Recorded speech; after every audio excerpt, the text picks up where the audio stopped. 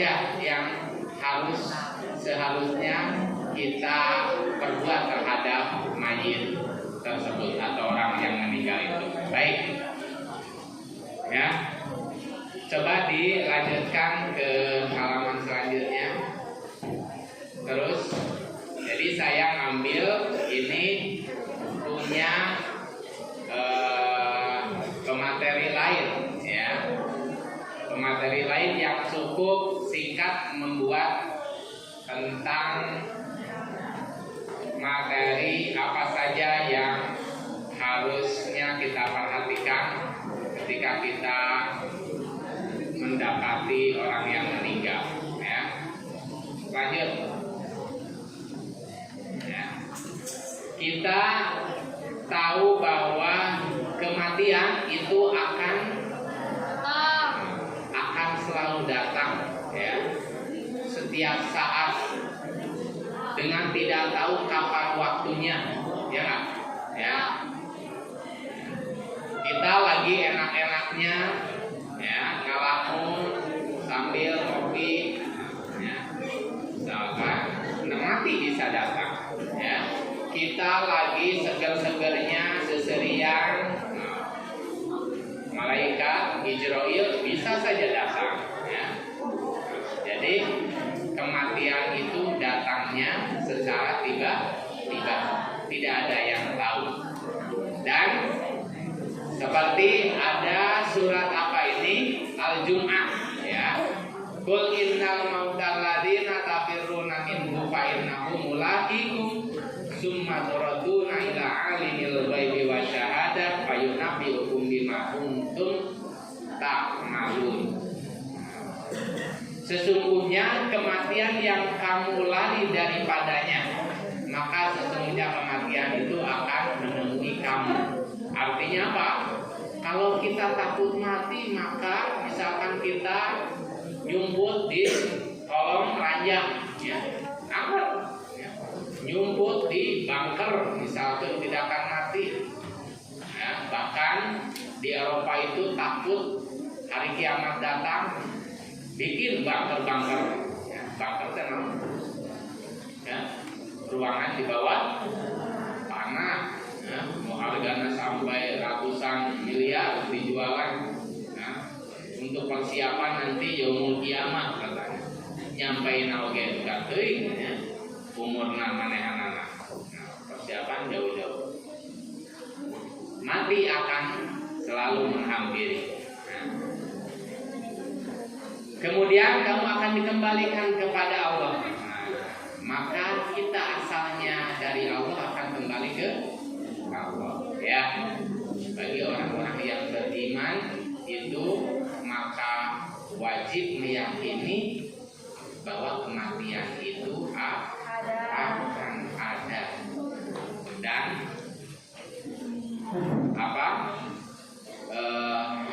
salah satu iman terhadap alam gaib, ya, iman terhadap yang kita tidak tahu itu termasuk iman terhadap kematian, ya. Yang mengetahui yang gaib dan yang nyata, dan Allah lah dia memberikan kepada kamu apa yang telah kamu kerjakan. Nah, ini hakikat kematian katanya. Dilanjutkan. Terus, nah, kadang orang itu meninggal ada tanda-tandanya, ya. Kadang sakit dulu, ada yang sakitnya sebentar, ada yang sakitnya lama di rumah sakit terus baru meninggal. Nah, cuman jangan heran kalau ada yang nggak tahu-tahu ujuk-ujuk meninggal. Nah, ini yang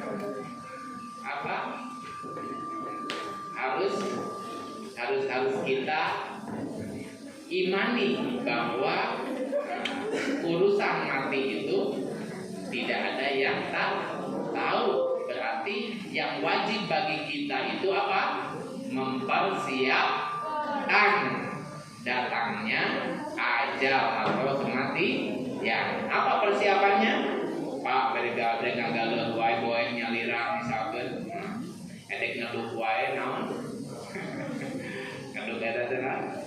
kuburan sendiri misalkan, itu boleh-boleh saja kalau kamu persiapan itu ya. Tapi yang lebih harus kita siapkan adalah hakikat dari kematian itu tadi disampaikan, kita akan kembali kepada Allah. Maka apa yang harusnya kita persiapkan untuk menghadapi, menemui Allah? Apa kira-kira? Amal kebajikan, amal soleh, amal ibadah itu. Karena sebaik-baiknya amal, sebutkan apa? Sebaik-baiknya persiapan, ya, bekal untuk menghadapi itu adalah ketakwaan kita. Apa ketakwaan kita? Ya, melaksanakan perintah Allah dan menjauhi larangan-larangannya. Ya, baik, lanjutkan. Di saat sakit, maka sakit itu mungkin saja itu wasilah atau perantara, ya, menuju apa? Menuju kematian. Cuma jangan santai-santai. Kamu beda wae, ayeuna sehat, tidak punya penyakit apa, nyantai mau masih jauh. Ya. Orang ada ceritanya, ya, di Soledad di Nunaun, kepleset, jauh bisa memang, ya. Ya iya, itu takdir Allah. Jadi apa namanya? Ya, ke persiapan atau jangan kita lengah terhadap kematian. Nah, bagaimana ketika orang sakit? Maka kita pertama kalau menjenguk orang sakit itu mintalah doa. Kalau itu orang tua, ya, minta doa. Kalau orang tua kita sudah sepuh, ya, mintalah doa kepada orang sakit, karena orang yang sakit itu doanya mustajab, apalagi orang tua, ya. Terus kalau teman atau kerabat saudara, maka doakanlah yang baik atas kesembuhannya. Salah satunya ini doanya, Allahumma ahyini makanat hayatun khairun li. Ya Allah, hidupkanlah aku selama kehidupan itu lebih baik bagiku. Jadi kalau emang orang itu menderita penyakit yang lama, misalkan tidak mati-mati tapi diberi penyakit terus, ya, maka doanya ini nih, ya, ya Allah, misalkan jangan penyakit ini, lebih baik saya mati, jangan begitu, ya. Jadi hikmah dibalik sakit itu adalah apa? Harus tahu hikmah dibalik sakit itu adalah melebur dosa. Itu mungkin peringatan dari Allah untuk kita, ya, agar kita ingat kepada Allah. Karena biasanya nih orang yang apa namanya? Orang ketika sehat walafiat itu tidak ingat apa-apa, ya. Orang yang hanya orang yang sakit yang bisa merasakan kenikmatan makanan, ya. Maka ketika sakit baru ngeh bahwa kenikmatan orang yang sehat itu luar biasa, ya. Maka ketika sakit itu saatnya orang itu harus sadar, ya, harus mengambil hikmah. Wa tawaffani idza kanat al wafatu khairan. Dan seandainya wafat itu, meninggal itu lebih baik, maka wafatkanlah aku, gitu ya. Itu doa yang kalau memang kita mendapati orang yang sakit tidak sembuh, ya. Terus lanjut.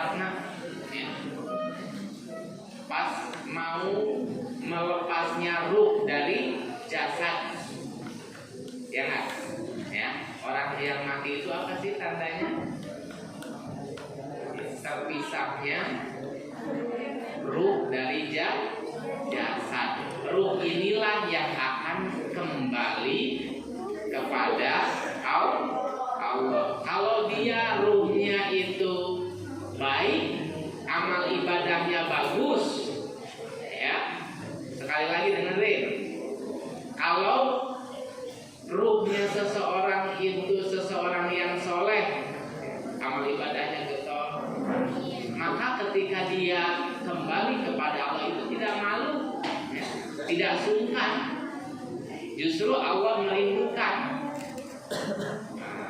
Apa? Allah merindukan ruh-ruh orang-orang yang soleh. Tapi sebaliknya, kalau ruh orang itu semasa di alam dunianya itu banyak maksiat, ya, banyak melakukan dosa, maka malu dia nanti ketemu dengan Allah, ya. Tidak sanggup. Makanya, salah satu saja, ya, ketika kita mau mendapatkan rahmat Allah, salah satunya yang kita minta selalu itu kita dimatikan dalam keadaan husnul khotimah. Apa itu husnul khotimah? Mati dalam keadaan baik, ya. Setiap kita mau setelah sholat itu lanjutkan doa itu, ya. Nanti mudah-mudahan Allah memberikan kita mati dalam keadaan husnul khotimah, ya. Nah, kembali lagi, kalau kita mendapati seorang yang sedang sekarat maut, bagaimana? Lakinu mautahu la ilaha illallah, ya. Lakinu, ajarilah orang yang sakarat maut itu dengan la ilaha illallah. Tuntun supaya dia ketika mau melepas ruh dari jasad itu, sebelum melepas itu membaca la ilaha illallah atau mengucapkan la ilaha illallah.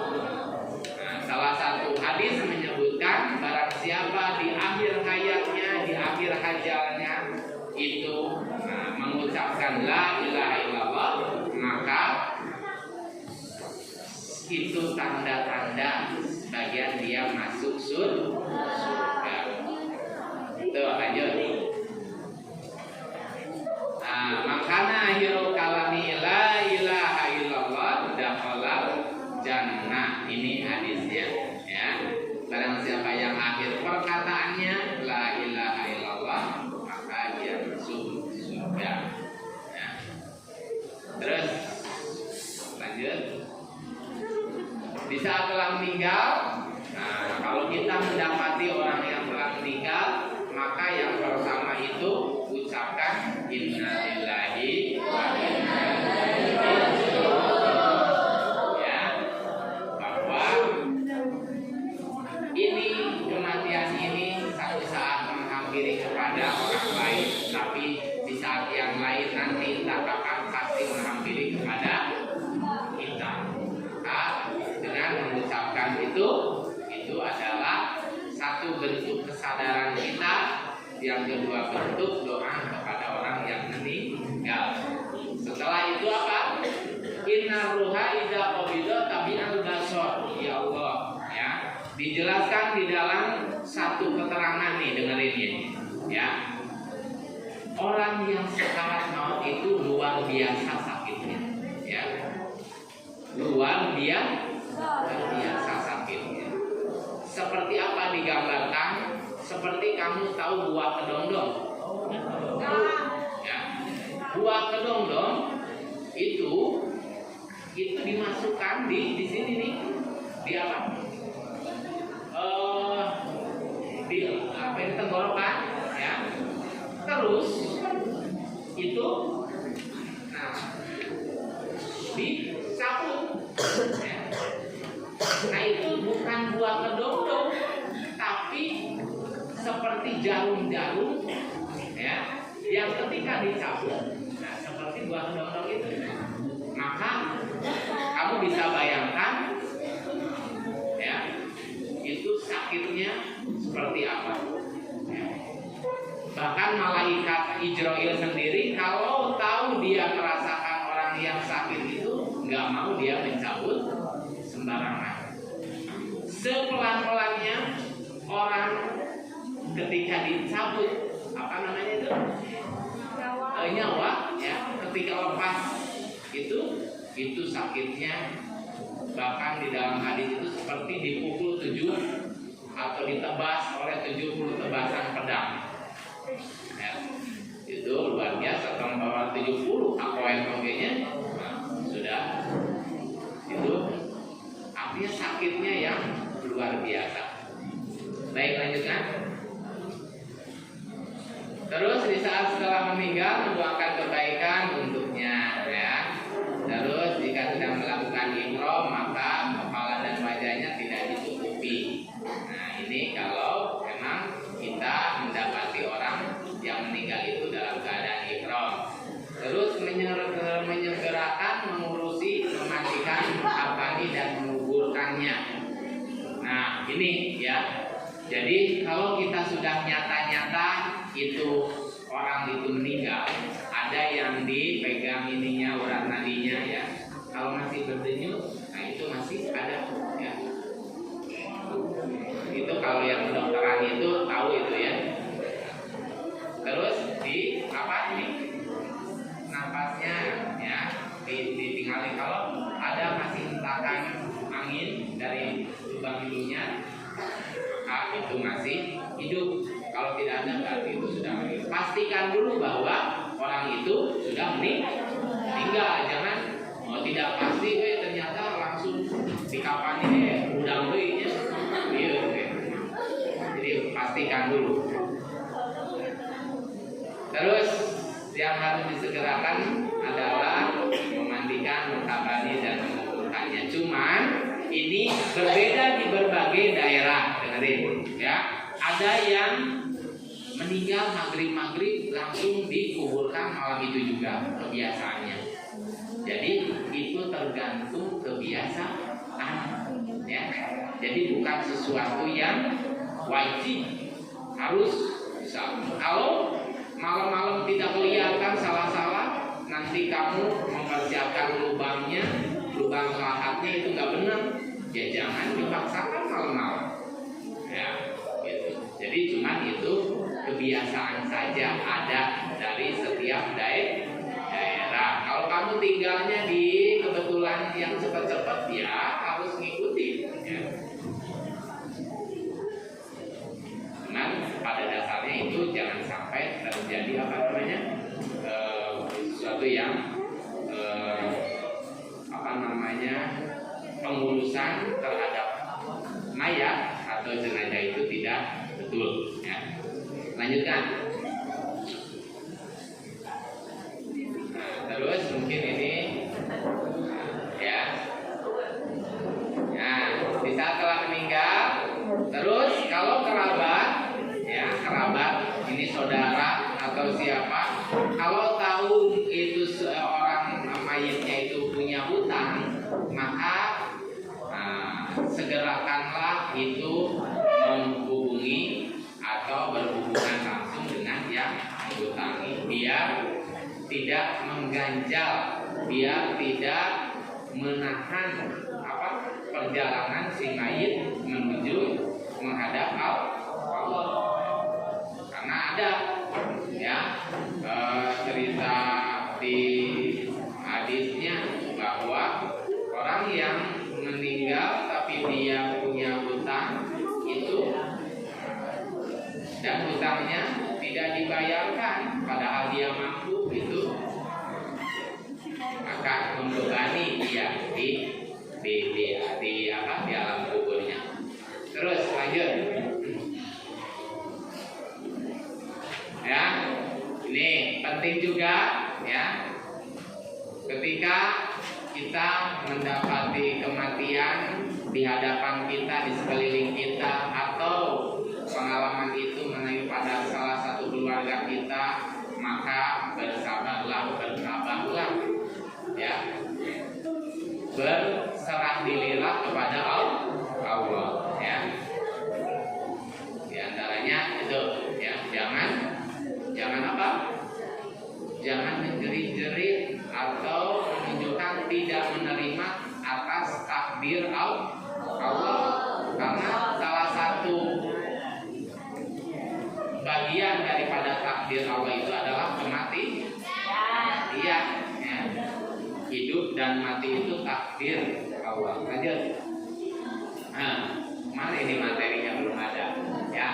masih pendahuluan aja nih. Ini ya, tidak boleh meratap, ya, tidak boleh mengacak-ngacak rambut,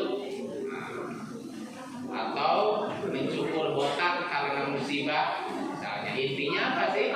Intinya nggak boleh kita merasa putus asa, nggak boleh kita merasa apa yang namanya frustasi, ya.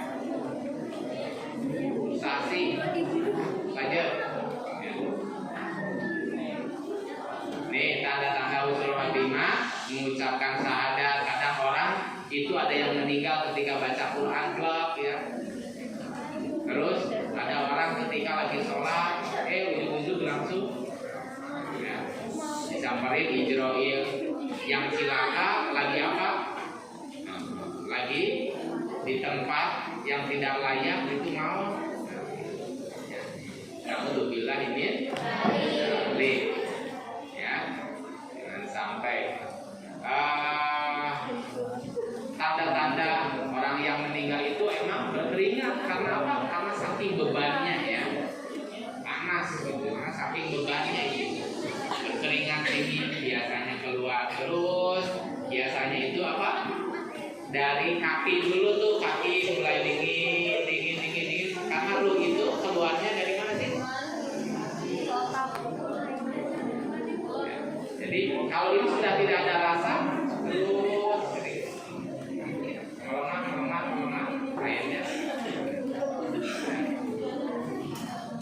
Itu salah satu yang dijelaskan dalam Al-Quran. Terus mati pada malam Jumat, salah satu tanda ini, ya, mati syahid terbunuh atau diberikan sholat. Ini salah satu tanda-tanda orang husnul khotimah. Namun pada kenyataannya itu dikembalikan lagi kepada amal sewaktu dia di dunia. Lanjutkan. Oke, Pak Mas sampai jam berapa materi? Jam 10 materi, terus jam 9 Pak. Bentar. Materi atau nanti ada istirahat? Ada. Ya, terus. Nah ini dulu nih materi. Hukum memandikan jenazah itu fardu kifayah. Artinya apa fardu kifayah itu? Hah? Ya, kalau di satu kelompok itu sudah ada yang melaksanakan mengurus jenazah itu, maka gugur kewajibannya terhadap yang lainnya. Setelah yang lainnya tidak kena dosa. Tapi kalau tidak ada yang mengurusi, dibiarkan begitu saja mayitnya, maka ini semuanya kena dosa, ya. Itu namanya fardu kifayah. Ya, alhamdulillah kalau sekarang sekalipun itu masih sangat sedikit orang yang mau mengurusi jenazah. Kadang di satu RT itu masih ada, ya. Kalau enggak satu RW itu alhamdulillah masih ada. Entah itu yang mengurusi laki-laki, jenazah laki-laki atau perempuan biasanya, ya. Ada yang ahlinya. Cuman untuk ke depan nih, apalagi dengan kegiatan seperti ini, kamu harus berani, ya, harus berani mengambil ini, karena ini luar biasa hikmah dan pahalanya bagi orang yang mau membantu. Salah satu hal yang ini membantu orang yang kena musibah ini, ya. Ada salah satu kejadian begitu susahnya orang mencari apa? Orang yang mengurusi jenazah, sampai lari ke sana kemari, sampai lari ke wilayah atau daerah tetangganya, karena saking nggak adanya, ya. Harus berani, ya.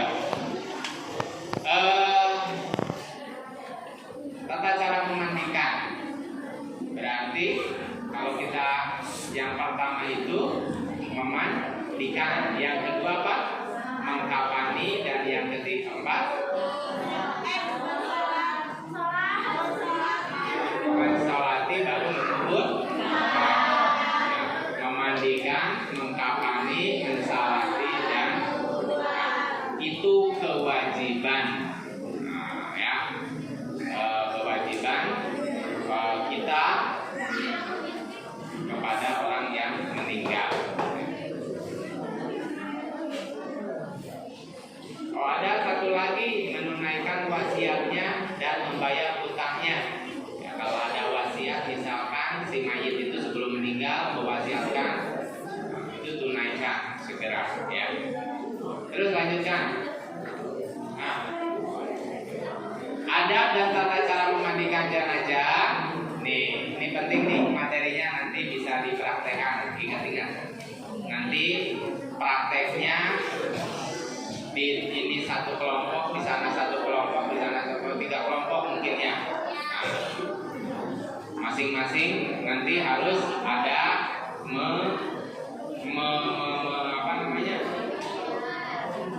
mewakili dari perempuan, dari mayit laki-laki. Ya.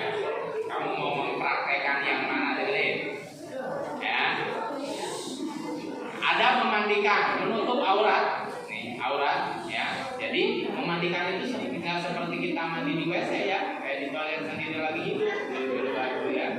Nah, tapi harus ditutup pakai apa? Biasanya pakai samping yang panjang, samping kebak kalau bahasa ini ya. Itu harus ditutup ya. Yang memandikan keluarga terdekat atau orang terpercaya. Terus yang memandikannya itu dari kerabat dulu, dari keluarga dulu ya. Misalkan yang meninggal suami, istri boleh ikut. Cuman yang berhak itu nanti adik dari keluarga laki-laki. Nah, kalau tidak ada, baru yang oleh yang ngurus atau yang sudah berpengalaman dalam mengurus jenazah, tapi laki-laki. Kalau tidak ada, ya. Orang terdekat atau orang terpercaya. Kenapa orang terpercaya? Agar bisa nanti bisa menutupi, tidak menceritakan hal-hal yang dia temui di dalam diri mayit. Jadi ini pentingnya orang yang memandikan itu tidak comel ya. Kadang menceritakan hal-hal yang jelek ya. Terus yang hadir dalam proses memandikan yang biasa menjaga kehormatan jenazah gitu ya. Terus tidak usah rame-rame ya memandikan itu. Kadang ini ya susah ya. Kadang kalau keluarganya besar atau pengen ikut semuanya. Padahal itu tidak penting. Yang tidak penting ya udah menunggu di luar aja ya. Nggak usah ngikut ke area atau tidak, bahkan tidak mengikuti melihat seperti ini. Agar jangan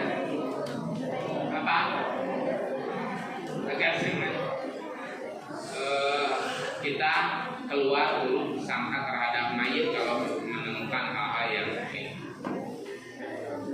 Terus memakai sarung tangan untuk membersihkan aurat ya. Terus tata cara memandikan ada niat ya. Itu nanti niatnya ada dalam panduan itu. Saya niat memandikan ini mayit fardu kifayah lillahi ta'ala. Boleh pakai pakai Indonesia atau Sunda juga boleh ya. Sunnah ini ya. Memijat perut perlahan-lahan agar kotoran dari najis itu keluar ya. Pijat perutnya ini ya. Sampai sini ya. Sampai ini. Itu supaya jangan sampai ketika sudah dimandikan keluar lagi. Kalau sudah dikeluarkan ini bersih dari perutnya, maka nanti si mayit itu dalam keadaan suci, tidak 2 kali keluar lagi. Belum dikuburkan sudah keluar lagi, akhirnya harus dimandikan lagi. Maka itu caranya. Diwudukan seperti wudunya sholat. Bagian-bagian yang diwudukan itu muka, terus tangan, dan ini sama seperti wudu ketika sholat. Cuma niatnya sama tadi, niat mewudukan mayit fardu kifayah lillahi ta'ala ya. Terus dimandikan, mengalirkan air ke seluruh tubuh mulai dari kanan sebanyak 3 kalau ini teknis nanti perlu praktek ya, perlu prakteknya tahu. Kita lanjutkan saja dulu. Nanti di akhir kamu akan ditontonkan salah satu ini Mama ya. Nah, ini mah materi salah sekilas saja salah menghafali. Yang perlu dipastikan daripada memandi itu jauhkan itu siapkan peralatan seperti kayu bagus ya, terus ini ember ya, ember. Jangan sampai misalkan ini tempatnya mayit terus si ember itu berdekatan, nanti takutnya najis atau kena cipratan yang dari sini. Maka yang lebih aman itu justru kalau airnya banyak itu pakai selang, jadi lebih aman gitu ya. Kalaupun ada itu, kalau tidak ada pakai air sedikit itu, maka harus dijaga ember-ember itu jangan sampai terkena itu najis ya, disimpan di tempat yang aman. Terus ditempatkan si mayit biasanya kalau sekarang itu di keranda ya, karena keranda itu sudah ada bolong-bolongnya ya. Nah itu dia najis mengalir. Kalau tidak ada keranda pakai bangku ya.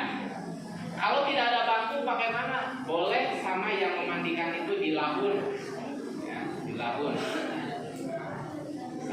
Jangan seperti memandikan itu ikannya di banjur gini ya, jangan, harus ya. Baik, lanjutkan ya. Apa ini? Oh ini masih baik. Tadi ya, pas waktu memandikan itu dengerin, yang harus disiapkan itu kapur barus, terus ada lagi cotton bud kalau sekarang itu ya, untuk ini membersihkan, boleh membersihkan gigi atau boleh membersihkan kotoran dari ini nih telinga ya, atau kalau perlu ini membersihkan kuku-kuku itu ya. Cotton bud, terus apa lagi ya, sabun ya, sabun, terus detol.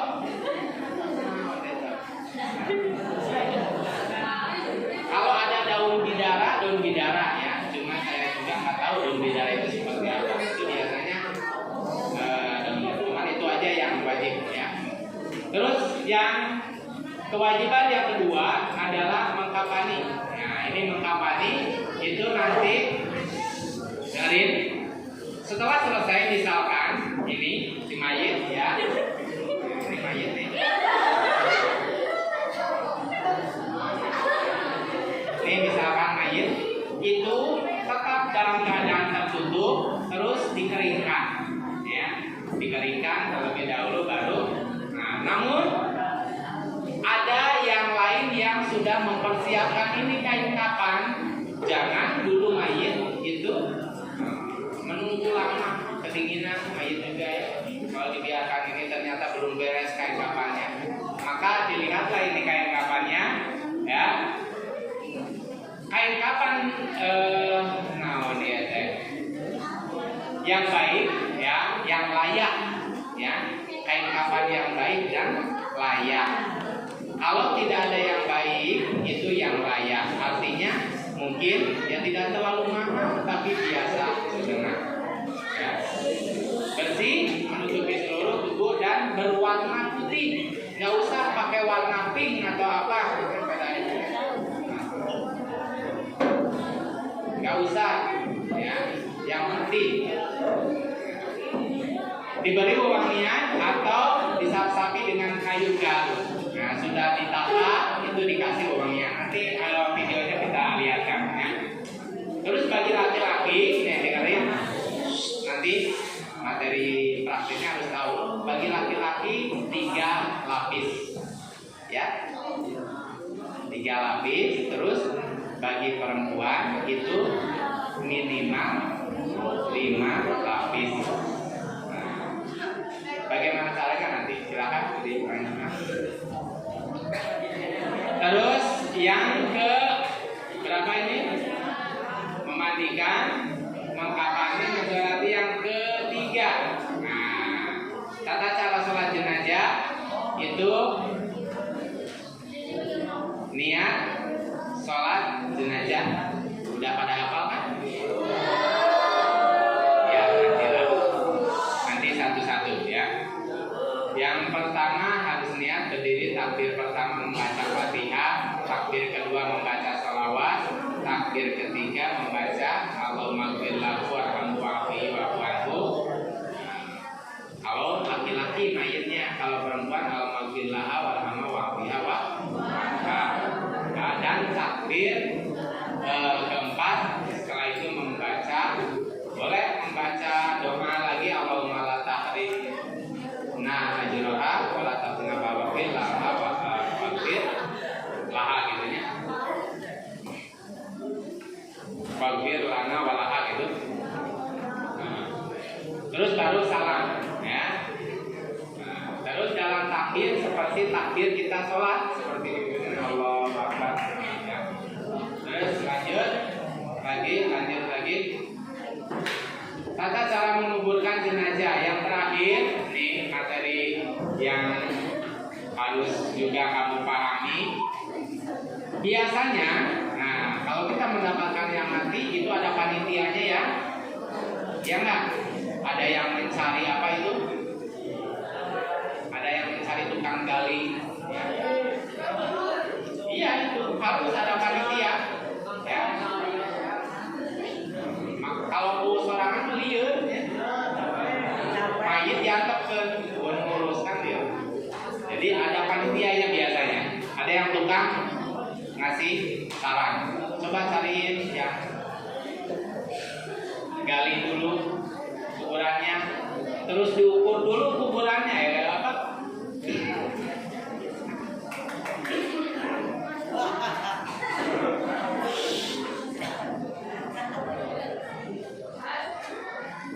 Jadi biasanya kalau kita mendapat kabar orang meninggal, ya, atau kita mendapati orang yang meninggal itu langsung biasanya ini mau dikuburkan di mana, siapa yang mencari orang yang menggali kuburannya, terus kuburannya berapa meter misalkan, itu langsung. Dia ketika memandikan sudah selesai mengkafani dan mensolati, mayit langsung dibawa ke kuburan selesai. Ya, biasanya seperti itu. Dan nih tata caranya dipanggul, ya, pakai keranda. Kalaupun jauh, ya harus ada kendaraan. Sekarang pakai apa? Mobil, ya. Tapi ada yang nggak tahu ini. Kalau di satu daerah kerandanya itu pakai apa tuh? Ada rodanya. Jadi, nah, digeluyungkeun di roda. Jadi nggak dipanggul, nggak tahu berat ada namanya. Digeluyungkeun gitu. Itu menurut kebiasaan kita kayaknya tidak menghormati jenazah ya. Tapi ada itu di satu daerah itu nggak tahu mana. Jadi jika didorong pakai es cendol atau apa ya, sudah ada sebenarnya. Ya. Terus dengerin, nah ini mempercepat membawa jenazah. Tapi tong cepet-cepet terus dilungsruk iya ini akhirnya si mayat bisa loncat. Harus hati-hati tetap. Mempercepat itu agar apa? Agar kalau apalagi mayatnya ini adalah mayat orang yang tahu kita sehari-harinya solih rajin ibadah, ya. Itu maka ketika kematian itu menghampiri, itu pengen langsung dikuburkan karena saking rindunya menghadap Allah. Berbeda dengan orang yang ruhnya itu atau jenazahnya orang yang ahli maksiat ya, sieun. Nih, berjalan di belakangnya. Nah, kalau kita mengiringi itu berjalan di belakangnya, kecuali ada sesuatu untuk mengamankan atau apa. Ya. Terus dibenci dan malu saat mengantar jenazah itu jujur robokan, ya. Tidak usah. Yang penting kalau mau zikir lantunkan dengan perlahan, la ilaha illallah. Agar apa? Agar daripada kita ngobrol seserian di mana itu, di setiap jalan itu lebih baik. Lantunkan zikir bersama. Maka kalau dalam sebuah daerah itu ada yang membiasakan la ilaha illallah, la ilaha illallah setiap mengiringi jenazah ke tempat kuburan, ya, agar terbebas dari mengunjingkan hal yang tidak baik, apalagi mengunjingkan baik. Lebih baik pakai zikir, ya. Yang nggak boleh itu apa? Itu jujur bukan, ya. Misalkan tanpa zikirnya terlalu nggak boleh. Membaca apa? Duduk sebelum diletakkan jenazah, duduk sebelum jenazah diletakkan. Ya, berdiri saat jenazah lewat. Wanita ikut mengantarkan jenazah. Wanita ikut mengantarkan jenazah itu makruh, ya. Karena apa? Karena dikhawatirkan wanita itu tidak kuat, gitu ya, ngaden, nangis. Tuh. Kalau dia kuat ya nggak apa-apa, itu manfaatnya. Terus, nah ini yang penting lagi di kuburan, didengerin. Ketika proses penguburan itu berjalan, jangan ngobrol, ya. Terus tidak boleh duduk-duduk di atas kuburan, ya. Tidak memperhatikan kuburan yang lain.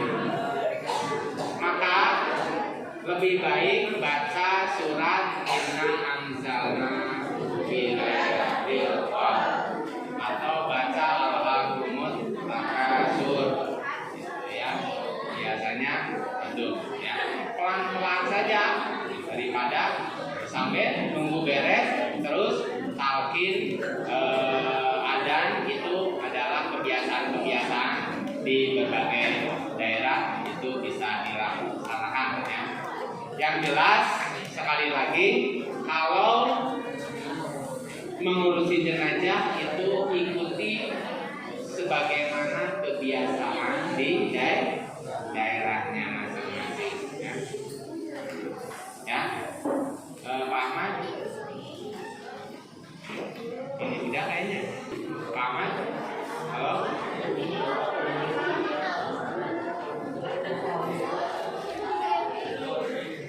Jadi saudara laki-laki, keponakan laki-laki, paman dan sepupu laki-laki. 3. Laki-laki lain. 4. Perempuan yang mempunyai hubungan mahram dengan jenazah. Bagi laki-laki yang memiliki istri, maka yang paling berhak memandikannya adalah sebagai berikut. 1. Laki-laki yang mempunyai hubungan mahram dengan jenazah. 2. Laki-laki yang mempunyai hubungan kerabat yang dekat mahram. 3. Istri. 4. Laki-laki lain. 5. Apabila tidak ada laki-laki sama sekali, maka yang berhak memandikan adalah perempuan yang mempunyai hubungan mahram dengan jenazah.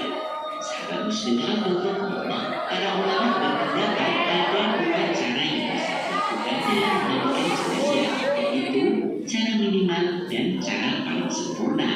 Syekh Salim bin Sumail al-Ghazali dalam kitab Safinah Najah menyatakan bahwa standar minimal dalam memandikan mayat adalah dengan meratakan air ke seluruh anggota tubuhnya. Dr. Mustafa Al-Him dalam kitab Al-Fiqhul Manhaj menjelaskan cara memandikan mayat secara ringkas, yaitu pertama, menghilangkan najis yang ada di tubuh mayat. Kedua, menyiramkan air secara merata ke tubuhnya. Apabila cara ini telah dilakukan dengan baik dan benar, maka mayat bisa dikatakan telah dimandikan dan gugurlah kewajiban orang yang hidup terhadap si mayat. Sahabat Muslim hafizahullah, berikut ini hal-hal yang perlu dipersiapkan dalam memandikan jenazah. 1. Siapkan tempat untuk memandikan jenazah seperti kamar mandi rumah, kamar mandi jenazah, atau tempat yang dibuat khusus untuk memandikan jenazah tertentu. Tempat yang akan dibuat untuk memandikan jenazah tertutup dan beratap. 2. Siapkan air, daun bidara, sabun, dan kamper atau kapur barus. 3.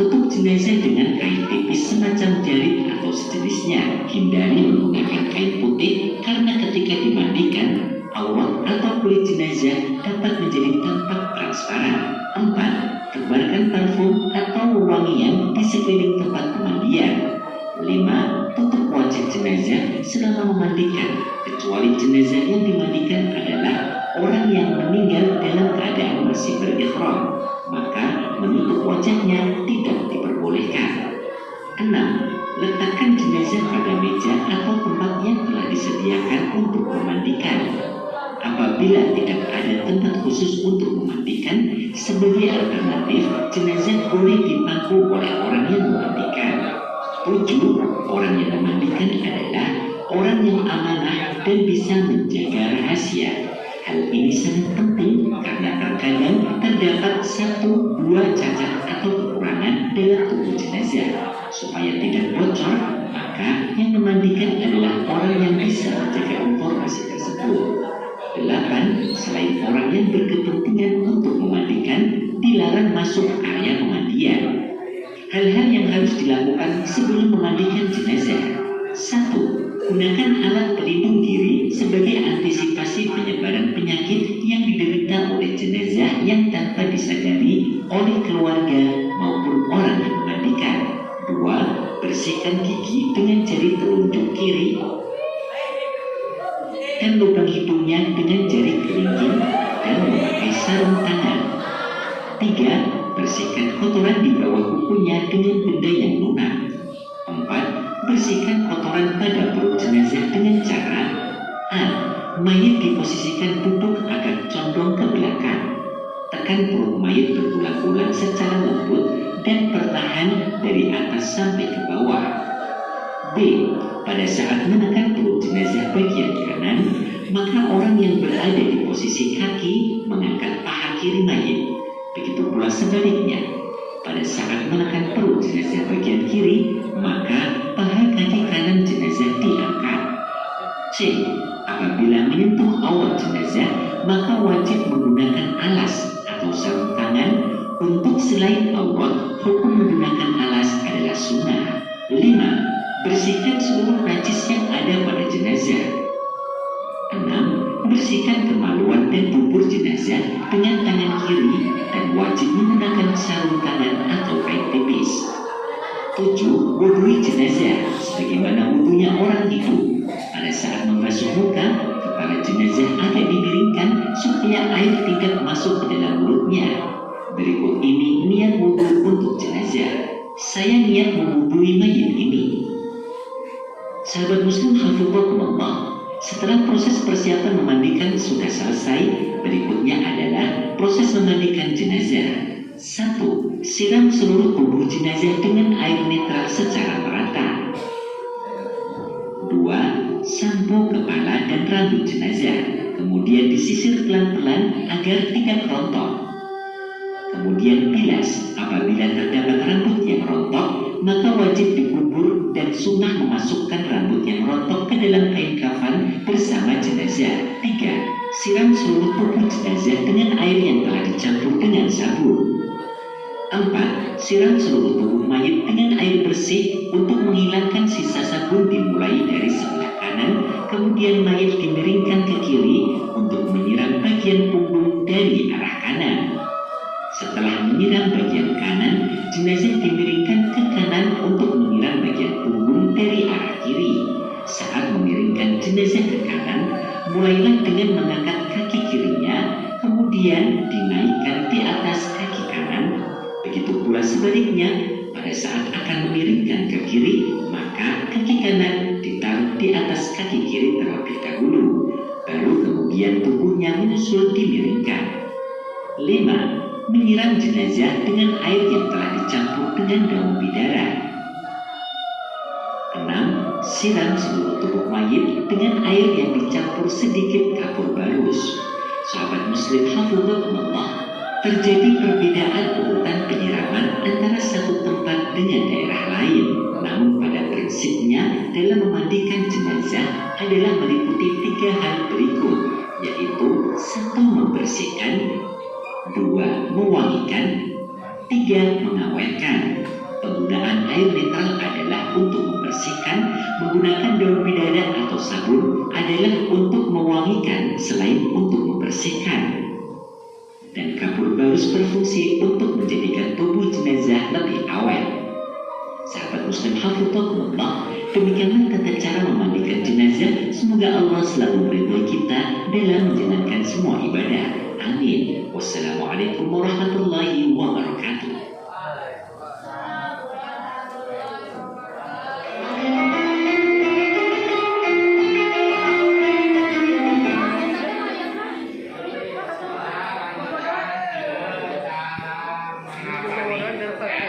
Kita lihat videonya cara mengkafani. Ya, tadi bisa dilihat bahwa si mayit itu tertutup, ya.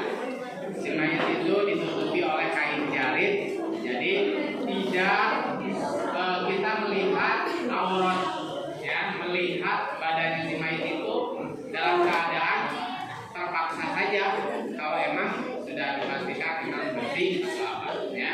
Gitu. Jadi jangan dibulutkan atau seenaknya sendiri, kasihan. Nah, itu ketika mayit dikafan, ya. Ketika mayit dimandikan.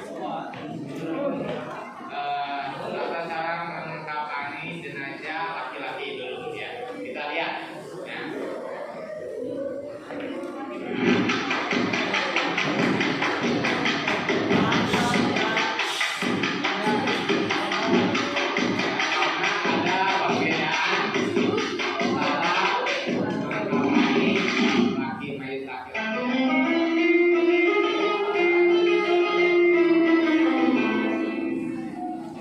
Tata cara mengkafani jenazah laki-laki.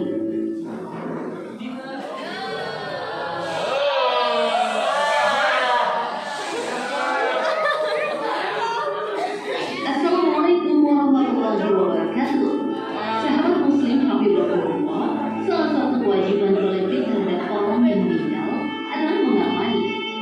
Minimal mengkafani jenazah laki-laki adalah membungkus dengan kain yang dapat menutupi seluruh anggota badan dan menutup kepala jenazah apabila tidak sedang ihram.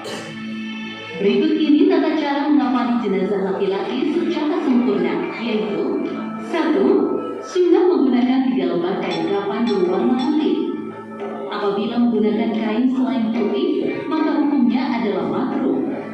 2. Hukum mengkafani jenazah laki-laki menggunakan kain sutra adalah haram.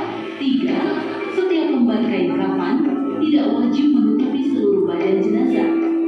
Namun kombinasi dari 3 lapis kain kafan tersebut wajib menutupi seluruh anggota badan.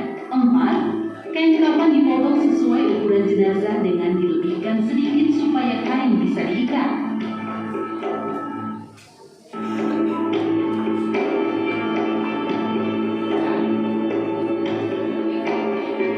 Diukur dulu itunya agar tidak 5. Taruhlah 5 kain sebagai tali untuk mengikat jenazah dengan dipanjangkan sebelah kanan, karena nantinya ikatan tali akan berada di sebelah kiri. Jumlah ikatan ini tidak ada ketentuan khusus, bisa disesuaikan dengan kebutuhan. Tujuan ikatan pada kain kafan adalah agar kafan tetap rapi dan tidak berserakan saat ditanduk. 6. Rentangkan kain pertama pada posisi tengah, setelah itu rentangkan kain kedua agak geser ke sebelah kanan jenazah, dan rentangkan kain ketiga agak geser ke sebelah kiri jenazah.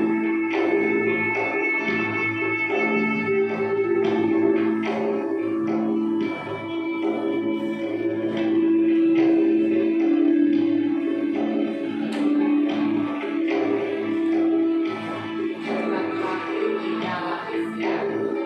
3 lapis untuk laki-laki itu. Tidak ditumpuk bersama tapi 7. zigzag. Setelah 3 kain kafan direntangkan, berilah wewangian pada kain kafan tersebut. 8. Letakkan jenazah di atas kain kafan yang sudah tertata rapi dengan hati-hati sehingga aurat jenazah tidak terlihat. 9. Kedua ibu jari kaki diikat dengan kain secukupnya.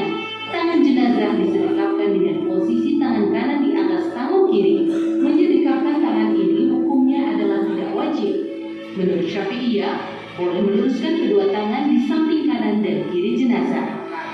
10. Tutuplah setiap lubang tubuh jenazah dengan kapas, termasuk lubang kemaluan depan dan belakang tanpa melihat auratnya. 11. lipatlah kain kafan lapisan pertama dan kedua dengan rapi.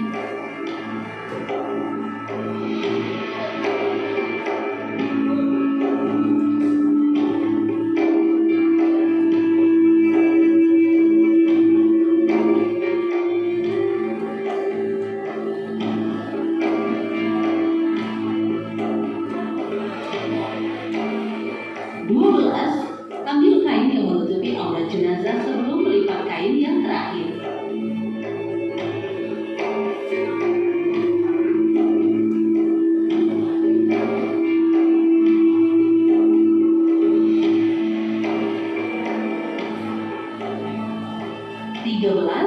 Lipatlah kain yang terakhir untuk menutupi seluruh anggota badan jenazah. 14. Apabila jenazah dalam keadaan ihram, maka bagian kepalanya tidak boleh ditutup. 15. Ikatlah tali jenazah dengan ikatan yang mudah dilepas, dengan menempatkan ikatannya berada di sebelah kiri untuk memudahkan seseorang melepasnya ketika berada dalam kubur karena jenazah menghadap kiblat. 16. Makruh memakaikan baju dan menutup kepala jenazah dengan menggunakan semacam sutra. Sahabat muslim hafizahumullah, demikianlah tata cara mengakali jenazah laki-laki. Semoga Allah meridhoi kita dalam menjalankan setiap ibadah. Amin. Wallahu a'lam. Wassalamualaikum warahmatullahi wabarakatuh. Ya, itu kalau mayitnya laki-laki. Sekarang kita lihat kalau mayitnya perempuan.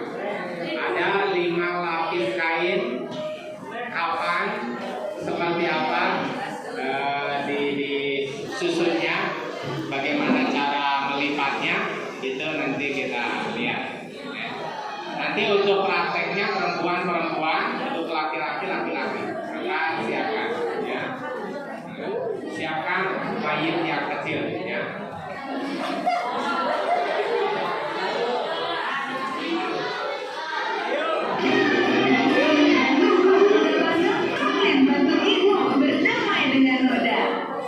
Adalah mengafani. Minimal mengafani jenazah perempuan adalah membungkusnya dengan kain yang dapat menutupi seluruh anggota badan dan menutup wajah jenazah apabila tidak sedang ihram. Berikut ini tata cara mengafani jenazah perempuan secara sempurna. 1. Sunnah menggunakan 5 lembar kain kafan berwarna putih dengan rincian 2 lapis kain sebagai pembungkus kerudung, sarung, dan baju. Apabila menggunakan kain selain putih, maka hukumnya adalah makruh. 2. Setiap lembar kain kafan tidak wajib menutupi seluruh badan jenazah, namun kombinasi dari 5 lapis kain kafan tersebut wajib menutupi seluruh anggota badan. 3. Kain kafan dipotong sesuai ukuran jenazah dengan dilebihkan sedikit supaya kain bisa diikat. 4. Taruhlah 5 kain sebagai tali untuk mengikat jenazah dengan dipanjangkan sebelah kanan, karena nantinya ikatan tali akan berada di sebelah kiri. Jumlah ikatan ini tidak ada ketentuan khusus, bisa disesuaikan dengan kebutuhan. Tujuan ikatan pada kain kafan adalah agar kafan tetap rapi dan tidak berserakan saat ditanduk. 5. Rentangkan kain pertama agak geser ke sebelah kanan jenazah, kemudian rentangkan kain kedua agak geser ke sebelah kiri jenazah. 6. Rentangkan baju tepat dengan tubuh jenazah. 7. Rentangkan sarung dan kerudung pada lapisan paling atas.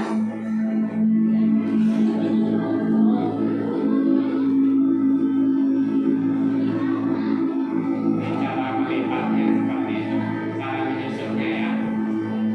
3 lapis. Nah, untuk menutupi seluruh badan ini ada baju ketiga kain, ya. Kain apa itu? Sorban untuk di kepala.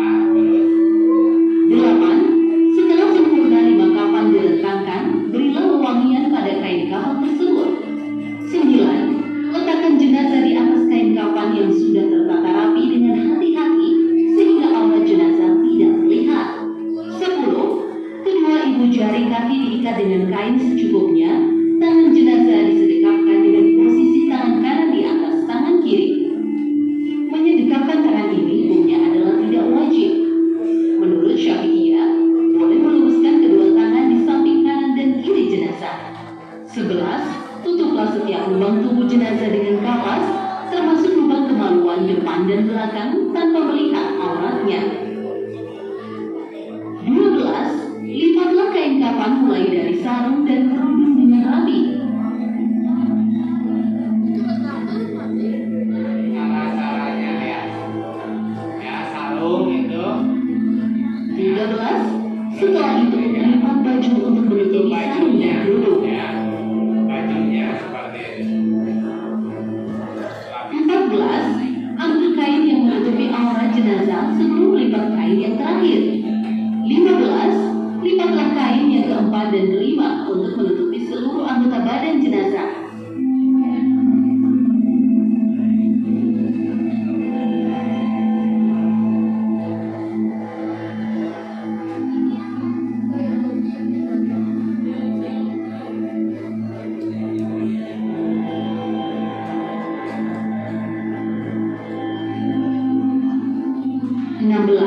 Apabila jenazah dalam keadaan ihram, maka bukalah wajah jenazah. 17. Ikatlah tali jenazah dengan ikatan yang mudah dilepas dengan menempatkan ikatan yang berada di sebelah kiri untuk memudahkan seseorang melepasnya ketika berada dalam kubur karena jenazah menghadap kiblat. Sahabat Muslim Habibakumullah, demikianlah tata cara mengafani jenazah perempuan. Semoga Allah meridhoi kita dalam menjalankan setiap ibadah. Amin. Wallahu a'lam. Wassalamualaikum warahmatullahi wabarakatuh.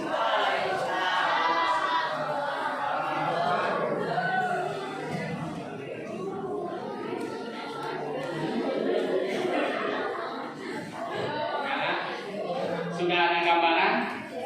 Nah, ya. Nanti sambil istirahat, ya. Mama dari istirahat terasa kami.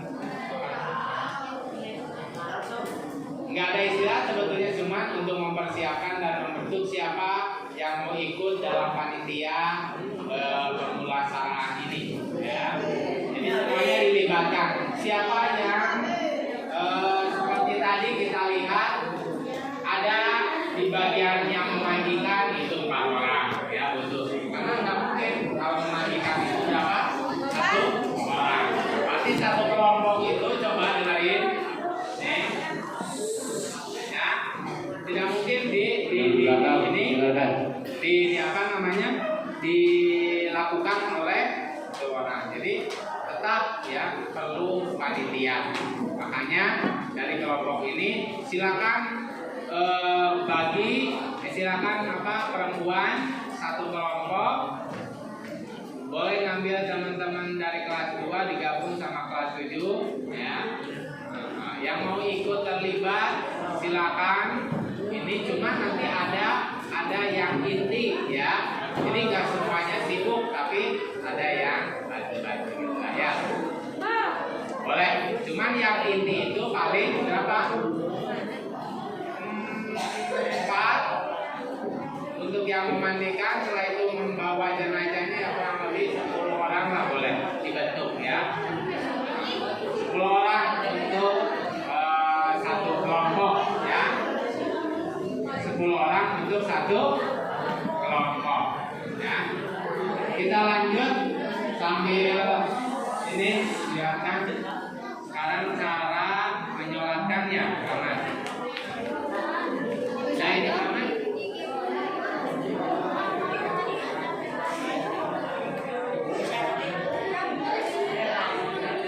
ini pentingnya ini.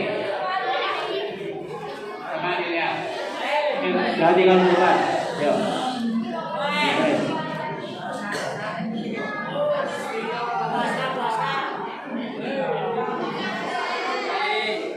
Cek. Jadi kamu bukan, ya. Nah, ini dan cuma sebentar.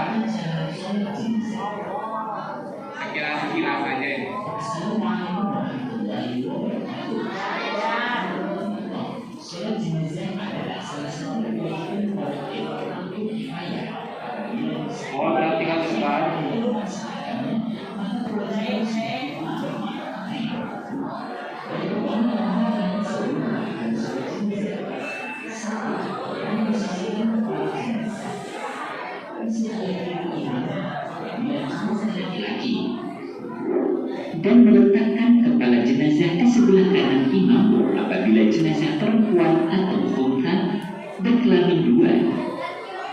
Imam Bujaironi dalam kitab Hasyiatul Bujaironi Alal Khatib mengutip keterangan dari Syekh Ali Shibru Malisi menjelaskan bahwa kepala mayat laki-laki diletakkan di sebelah kiri imam, kaprahnya di sebelah kanan imam, berbeda dengan pengamalan orang saat ini. Adapun mayat perempuan dan khunsa, orang yang berkelamin ganda, maka imam berdiri di sisi pantatnya, sedangkan kepalanya ada di sebelah kanan imam, sebagaimana pengamalan orang saat ini. Artinya, bagi orang Indonesia yang kiblatnya cenderung ke arah barat, saat mensolati mayat laki-laki, kepala mayatnya diletakkan di sebelah selatan. Sedangkan saat mensolati mayat perempuan dan khunsa, kepala mayatnya diletakkan di sebelah utara. Ini berbeda dengan kebiasaan yang umum dilakukan di masyarakat yang mensolati mayat baik laki-laki maupun perempuan dengan meletakkan kepala mayatnya di arah utara atau sebelah kanan imam. Meski demikian, apa yang telah menjadi kebiasaan di masyarakat tersebut tidaklah menjadi masalah dan bukan sesuatu yang diketahui. Pemahaman ini bisa kita dari penjelasan Bujaironi di atas yang mengikuti adanya kebiasaan masyarakat yang berbeda dengan yang semestinya, namun beliau tidak menyatakan pelarangannya. 2. Disunahkan posisi imam berdiri di sisi kepala mayit apabila jenazah laki-laki, sedangkan ketika mensolati jenazah perempuan disunahkan posisi imam di sisi pantat si mayit. Hal ini juga berlaku bagi orang yang mensolati jenazah seorang diri, tidak berjamaah. Sedangkan bagi makmum berdiri di belakang imam sebagaimana layaknya sholat jamaah pada umumnya. Sahabat muslim hafizahullah, berikut ini tata cara sholat jenazah menurut Syekh Muhammad Nawawi Al-Bantani dalam kitabnya Tausyih ala Ibni Qasim. 1. Niat. Niat berada di dalam hati dan harus bersamaan dengan pelaksanaan takbiratul ihram sebagaimana niat pada sholat fardu. Berikut ini perincian niat sholat jenazah. 1. Apabila sholat jenazah laki-laki secara sendirian, maka niatnya sebagai berikut: usolli ala hadzal mayyiti arba'a takbiratin fardhu kifayatin lillahi ta'ala. Artinya, aku sholat atas jenazah laki-laki ini dengan 4 takbir fardu kifayah karena Allah Ta'ala. 2. Apabila sholat jenazah perempuan secara sendirian, maka niatnya sebagai berikut: usolli ala hadhil mayyitati arba'a takbiratin fardu kifayatin lillahi ta'ala. Artinya, aku niat sholat atas jenazah perempuan ini dengan 4 takbir fardu kifayah karena Allah Ta'ala. 3. Apabila sholat jenazah berjamaah dan menjadi imam, maka niat sholat jenazah adalah sebagai berikut: 1. Apabila jenazah laki-laki, maka niatnya sebagai berikut: usolli ala hadal mayyiti arba'a takbiratin fardu kifayatin imaman lillahi ta'ala. Artinya, aku niat sholat atas jenazah laki-laki ini dengan 4 takbir fardu kifayah menjadi imam karena Allah Ta'ala. B. Apabila jenazah perempuan, maka niatnya sebagai berikut: usolli ala hadhil mayyitati arba'a takbiratin fardu kifayatin imaman lillahi ta'ala. Artinya, aku niat sholat atas perempuan ini dengan 4 takbir fardu kifayah menjadi imam karena Allah Ta'ala. 4. Apabila sholat jenazah berjamaah dan menjadi makmum, maka niat sholat jenazah baik jenazah laki-laki ataupun perempuan adalah sebagai berikut: A. Apabila jenazah laki-laki, maka niatnya sebagai berikut: usolli ala hadzal mayyiti arba'a takbiratin fardu kifayatin ma'muman lillahi ta'ala. Artinya, aku niat sholat atas jenazah laki-laki ini dengan 4 takbir fardu kifayah menjadi makmum karena Allah Ta'ala. B. Apabila jenazah perempuan, maka niatnya sebagai berikut: usolli ala hadhil mayyitati arba'a takbiratin fardu kifayatin ma'muman lillahi ta'ala. Artinya, aku niat sholat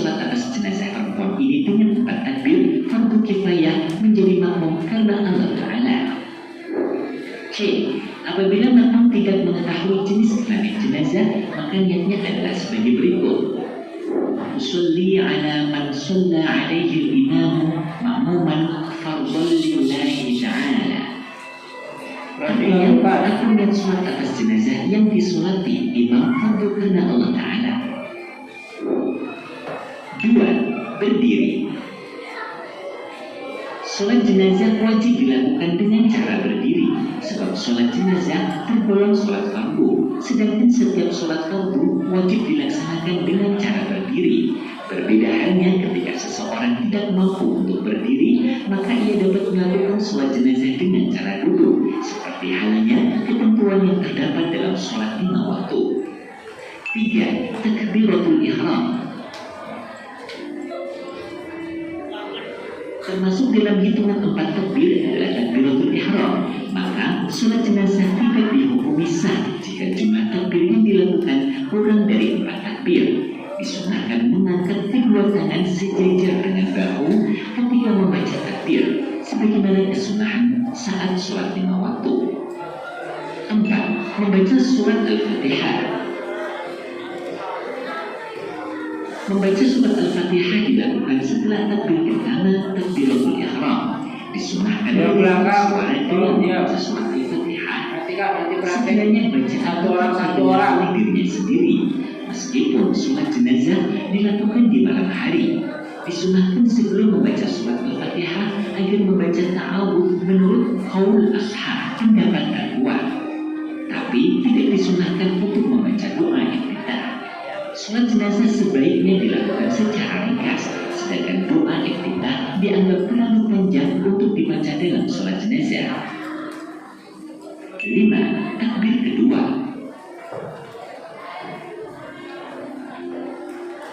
6. Membaca sholawat. Bacaan minimal sholawat yang mencukupi dalam sahnya sholat jenazah adalah sebagai berikut. Allahumma sholli ala Muhammad. Artinya, ya Allah, limpahkanlah rahmat kepada Nabi Muhammad. Sedangkan bacaan sholawat yang paling sempurna adalah bacaan sholawat Ibrahimiyah, yakni sholawat yang dibaca ketika tasyahud akhir dalam sholat fardu 5 waktu. Berikut bacaannya. Allahumma sholli ala Sayyidina Muhammad wa ala ali Sayyidina Muhammad kama shallaita ala Sayyidina Ibrahim wa ala ali Sayyidina Ibrahim wa barik ala Sayyidina Muhammad wa ala ali Sayyidina Muhammad kama barakta ala Sayyidina Ibrahim wa ala ali Sayyidina Ibrahim fil alamin innaka Hamidum Majid. Artinya, ya Allah, limpahkanlah rahmat kepada Nabi Muhammad dan kepada keluarga Nabi Muhammad, sebagaimana telah Engkau limpahkan rahmat kepada Nabi Ibrahim dan keluarga Nabi Ibrahim.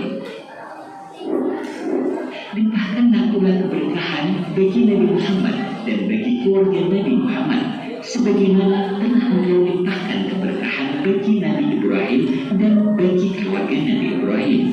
Sesungguhnya di alam semesta Engkau maha terpuji dan maha agung. 7. Takbir ketiga. 8. Mendoakan jenazah. Minimal bacaan doa ketika jenazah laki-laki adalah sebagaimana berikut. Allahumma ighfir lahu. Artinya, ya Allah, ampunilah dia. Sedangkan minimal bacaan doa ketika jenazah perempuan adalah membaca doa berikut. Allahumma ighfir laha. Artinya, ya Allah, ampunilah dia, perempuan. Jika ingin membaca doa yang lebih sempurna ketika jenazah laki-laki, maka dianjurkan membaca doa berikut. Allahumma ighfir lahu warhamhu wa'afihi wa'fu anhu wa akrim nuzulahu wa wasi' madkhalahu wa ghsilhu bil ma'i wal thalji wal barad wa naqqihi min al khataaya kama خيط الثوب الأبيض من الدنس وأبدله دارا خيرا من داره وأهلا خيرا من أهله وزوجا خيرا من زوجه وأدخله الجنة وأعده من عذاب القبر ومن عذاب النار.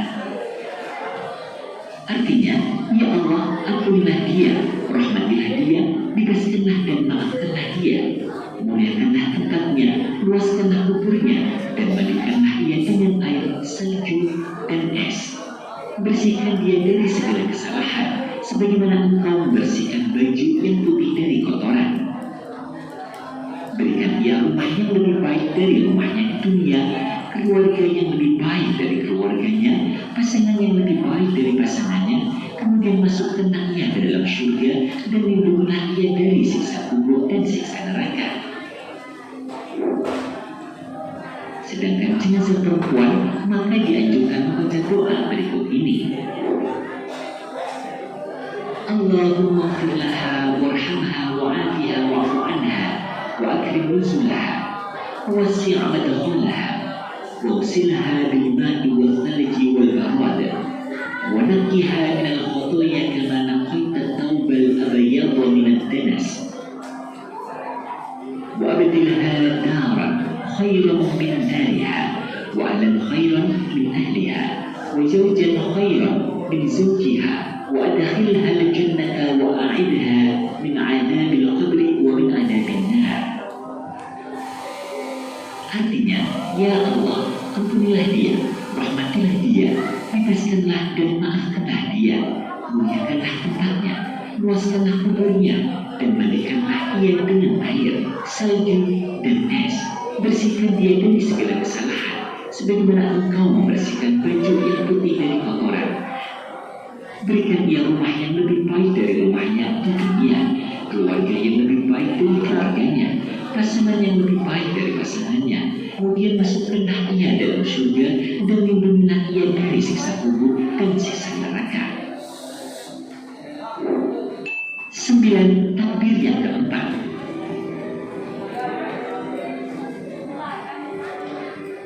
10. Setelah takbir keempat disunahkan untuk membaca doa berikut ini.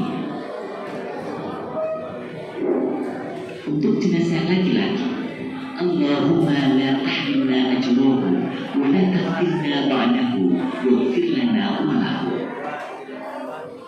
Artinya, ya Allah, jangan haramkan kami dari pahalanya dan jangan beri fitnah cobaan bagi kami sepeninggalnya. Ampunilah kami dan ampunilah dia. Untuk jenazah perempuan, Allahumma la tahrimna ajraha wa la taftinna ba'daha waghfir lana walahu. Artinya, ya Allah, jangan haramkan kami dari pahalanya dan jangan beri fitnah cobaan bagi kami sepeninggalnya. Ampunilah kami dan ampunilah dia. 11. Membaca salam. Membaca salam ini dilakukan setelah melaksanakan takbir yang keempat dan setelah membaca doa yang dilafalkan setelah takbir keempat jika ia membaca doa setelah itu. Bacaan salam pada sholat jenazah ini persis seperti bacaan salam yang dibaca pada sholat fardu 5 waktu. Selain itu, kesunahan menghadapkan wajah ke arah kanan pada saat bacaan salam pertama dan menghadapkan wajah ke kiri pada saat salam kedua juga berlaku dalam pelaksanaan sholat jenazah ini. Dianjurkan membaca salam secara sempurna. Assalamualaikum warahmatullahi wabarakatuh. Semoga keselamatan, kasih sayang, dan keberkahan dari Allah tercurah atas kalian. Nah, sahabat muslim, alhamdulillah, demikian tata cara sholat jenazah. Semoga Allah Subhanahu wa Ta'ala selalu meridhai kita dalam menjalankan ibadah. Amin. Wallahu a'lam. Wassalamualaikum warahmatullahi wabarakatuh.